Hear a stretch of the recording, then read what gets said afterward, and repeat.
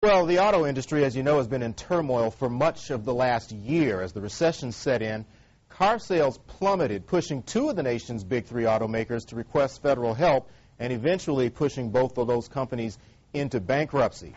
Now, as car companies work to turn things around, the government is pushing them all, we're talking domestic and foreign, to produce and sell more fuel-efficient vehicles. Translated, most people believe that means large V8-powered sedans, trucks, SUVs, and performance vehicles are on their way out to be replaced by tiny four-cylinder subcompacts. Now, the big question is, would a small car work for you?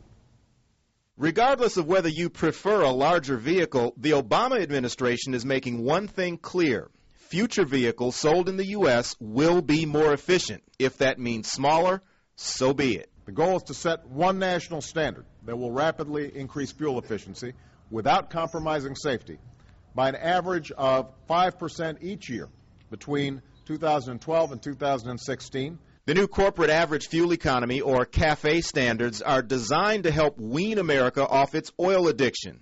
But will they? Small cars certainly consume less gasoline, but this Toyota Yaris and models like the Chevy Aveo simply aren't for everyone. Lisa Williams commutes from Bethune every day in her Honda Element SUV. She has considered a smaller vehicle, but says her husband wouldn't fit. And he's big and tall, and we've often found it difficult for us to ride in one of the smaller, more fuel-efficient cars comfortably, especially on a trip. Sharon Gary and her husband have a different reason for keeping their Ford Explorer SUV. Because I have 6 grandchildren, and I am very active in raising them along with my daughter, and we just need the vehicle space. I don't have kids, but I understand that sentiment, especially after spending a week test driving the subcompact Toyota Yaris. Space is not cramped, but it is limited, and I wouldn't want to make a long road trip in it. But the Yaris's performance delivers what the government wants. The 4-cylinder engine is low on power, high on efficiency.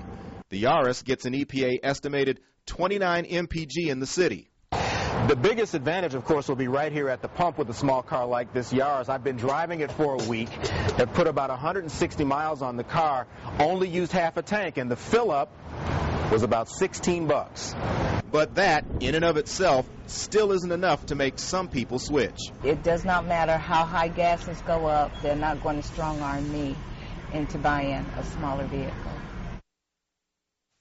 In fact, Sharon Gray tells me she's ready to buy a larger SUV. Now, in addition to raising the corporate fuel economy bar, the government just kicked off the much-talked-about Cash for Clunkers program. It allows you to trade in some older vehicles for new, more efficient ones. We have a link to the Cash for Clunkers information site, as well as the EPA's 2009 Fuel Economy Guide. And you can read my regular test drive car reviews, all at MidlandsConnect.com.